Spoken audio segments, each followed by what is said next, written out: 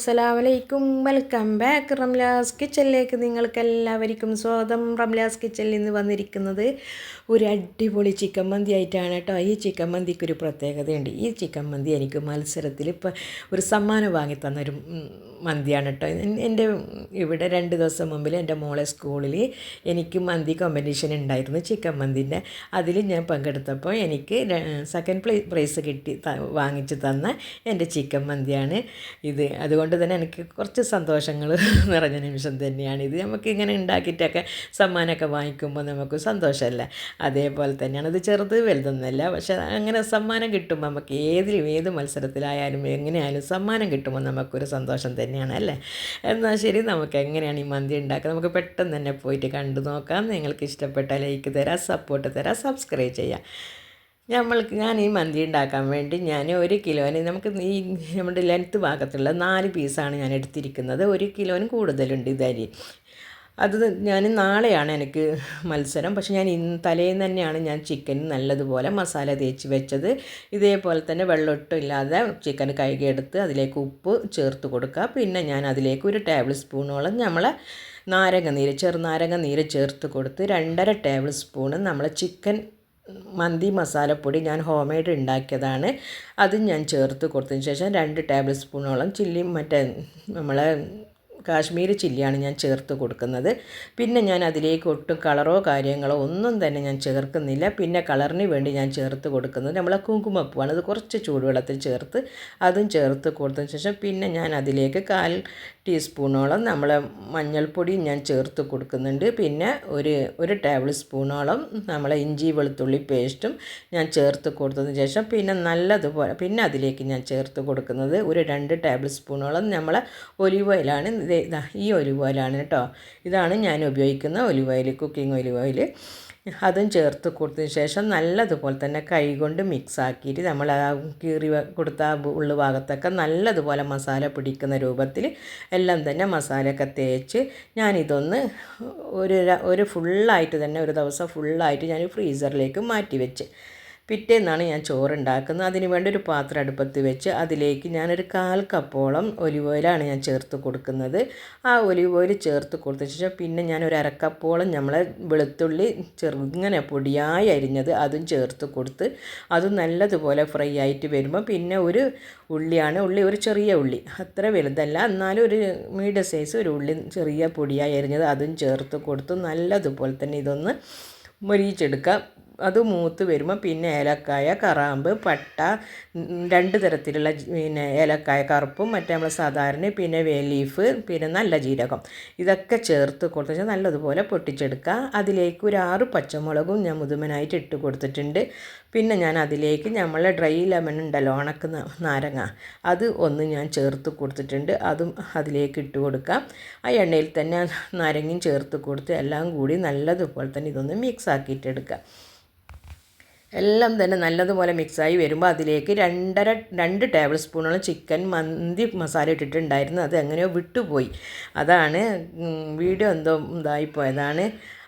അതിന് ശേഷം അതിലേക്ക് ഞാൻ 4 കപ്പ് നമ്മൾ ബാസ്മതി അരി കഴുകി വൃത്തിയാക്കി വെള്ളമൊക്കെ കളഞ്ഞതാണ്. അതും ചേർത്ത് കൊടുത്ത് ഇതേപോലെ നല്ലതുപോലെ ഒരു 10-15 മിനിറ്റോളം ഇളക്കി കൊടുക്കുക. ഇളക്കി കൊടുത്തതിന് ശേഷം ഞാൻ 4 കപ്പ് അരിക്ക് ഞാൻ 6 കപ്പ് വെള്ളമാണ് ഞാൻ ചേർത്ത് കൊടുക്കുന്നത്. ആ വെള്ളവും ചേർത്ത് ഉപ്പും ചേർത്ത് നല്ലതുപോലെ ഇതൊന്ന് ഇളക്കി കൊടുക്കുക.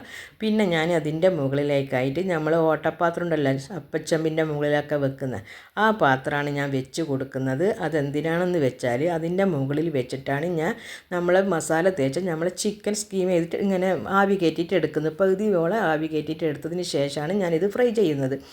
ഇതിങ്ങനെ വെച്ച് കൊടുത്താൽ നമ്മളെ ചിക്കനിൽ നിന്ന് വരുന്ന ചിക്കൻ്റെ മസാല കംപ്ലീറ്റും നമ്മളെ ചോറിലേക്ക് തന്നെ പോവും. അപ്പോൾ ചോറിന് നല്ല ടേസ്റ്റാണ്. ഇതേപോലെ നമുക്ക് നല്ലതുപോലെ മസാലയൊക്കെ പിടിച്ചിട്ടുണ്ട്. ഒരു ദിവസം ഫുള്ള് ഞാൻ വെച്ചതാണ്. രാവിലെ എടുത്തിട്ടാണ് ഞാൻ ഇത് പുറത്ത് വെച്ചത്. ഉച്ചക്കാണ് ഞാൻ ഇത് ഉണ്ടാക്കുന്നത്. അതുകൊണ്ട് തന്നെ മസാല നല്ലതുപോലെ പിടിച്ചിട്ടുണ്ട്. ഇതേപോലെ എത്രത്തോളം നമ്മൾ മസാല തേച്ച് വെക്കാൻ പറ്റും അത്രത്തോളം നമുക്ക് ടേസ്റ്റ് കൂടും. ഇതൊന്ന് അടച്ച് കൊടുക്കുക. അടച്ച് കൊടുത്തിട്ട് ഒരു 10-20 മിനിറ്റോളം നമുക്കിതൊന്ന് വേവിച്ചിട്ടെടുക്കുക.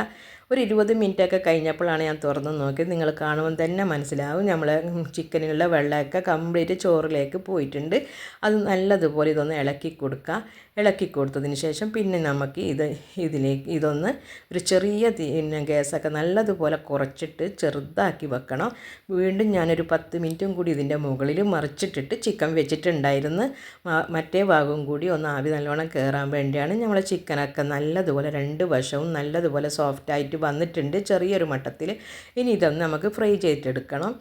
അതിനു വേണ്ടി ഞാനൊരു ഫ്രൈ പാൻ എടുത്തിട്ട് ഞാൻ അടുപ്പത്ത് വെച്ചിട്ടുണ്ടായിരുന്നു. അത് ചൂടായി വരുമ്പം അതിലേക്ക് ഞാനൊരു 1/4 കപ്പോളം നമ്മളെ ഒലിവ് ഓയിൽ തന്നെ ഒഴിച്ച് കൊടുത്തിട്ടുണ്ട്. കാരണം 1/4 കപ്പോളം ഒഴിച്ച് കൊടുക്കണം. നമ്മളെ ചിക്കൻ നല്ലതുപോലെ ഫ്രൈ ആയിട്ട് കിട്ടണം. അതുമല്ല കുറച്ച് നല്ല തടിയിൽ കുറച്ച് വലിയ ചിക്കൻ തന്നെയാണ്. അപ്പോൾ അതുകൊണ്ട് തന്നെ നല്ലതുപോലെ ഫ്രൈ ആയിട്ട് വരണം. നമ്മൾ 4 ചിക്കൻ്റെ 4 പീസും ഇതേപോലെ വെച്ച് കൊടുക്കാം. നമ്മൾ ചിക്കൻ നല്ലതുപോലെ തന്നെ 2 വശവും ഇതേപോലെ ഫ്രൈ ആയിട്ടൊക്കെ വരുന്നുണ്ട്. ഇതേപോലെ 2-3 പ്രാവശ്യം കണ്ട് അപ്പുറം ഇപ്പുറം മറിച്ചിട്ടിട്ട് നമുക്ക് മാറ്റി വെക്കാം. നമ്മളെ ചോറൊന്ന് നോക്കാം. അതിൻ്റെ മുകളിൽ കുറച്ച് നമുക്ക് ഒലിവ് ഓയിൽ ചേർത്ത് കൊടുത്തതിന് ശേഷം അതിൻ്റെ മുകളിലായിട്ട് ഞാൻ കുറച്ച് കുങ്കുമപ്പൂ നേരത്തെ ചൂടുവെള്ളത്തിൽ ഇട്ട് വെച്ചിട്ടുണ്ടായിരുന്നു. അതും അതിൻ്റെ മുകളിലേക്കായിട്ട് നമുക്ക് ഇതേപോലെ തന്നെ ഒഴിച്ചിട്ട് കൊടുക്കാം. എല്ലാ വശവും എത്തുന്ന രൂപത്തിൽ നമുക്കിതൊന്ന് ഒഴിച്ച് കൊടുക്കാൻ നോക്കാം.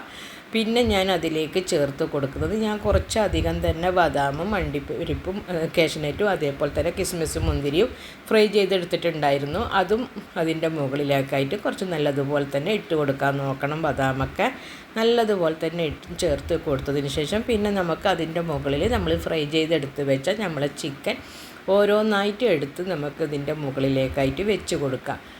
ഇതേപോലെ 4 വശത്തും നമ്മൾ ചിക്കൻ പീസ് ഇതേപോലെ നോക്കി നമുക്കിതൊന്ന് വെച്ച് കൊടുക്കണം.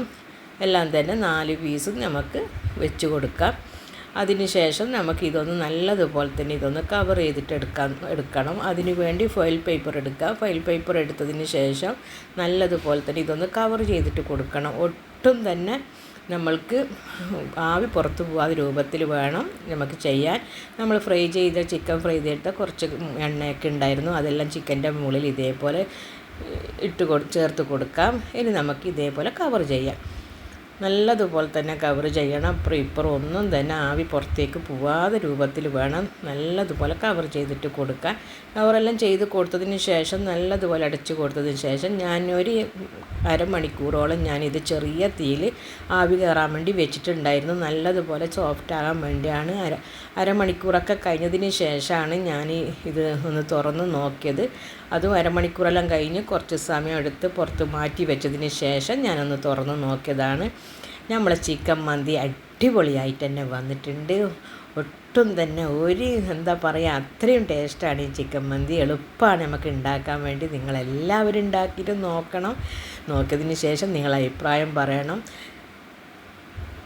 നമുക്ക് എല്ലാം തന്നെ നമ്മളെ ചിക്കൻ മന്തിൻ്റെ മുകളിൽ കിടക്കുന്ന ചിക്കനൊക്കെ വേറൊരു പാത്രത്തിലേക്ക് മാറ്റിയതിന് ശേഷം ഇതേപോലെ ചോറൊന്നും ഒട്ടും അടയാതെ തന്നെ ഇതേപോലെ ഒന്ന് ഇളക്കി കൊടുക്കുക. എന്നിട്ട് നമുക്കൊന്ന് അടച്ച് വെക്കാം. ഞാനിത് വേറെ പ്ലേറ്റിലേക്ക് മാറ്റുന്നത് എനിക്ക് വീഡിയോ പിടിക്കാൻ വിട്ടുപോയിരുന്നു. എന്നാൽ ശരി, ഇനിയും ഞാൻ നല്ലൊരു വീഡിയോ ആയിട്ട് തന്നെ വരുന്നതായിരിക്കും. അസ്സലാമു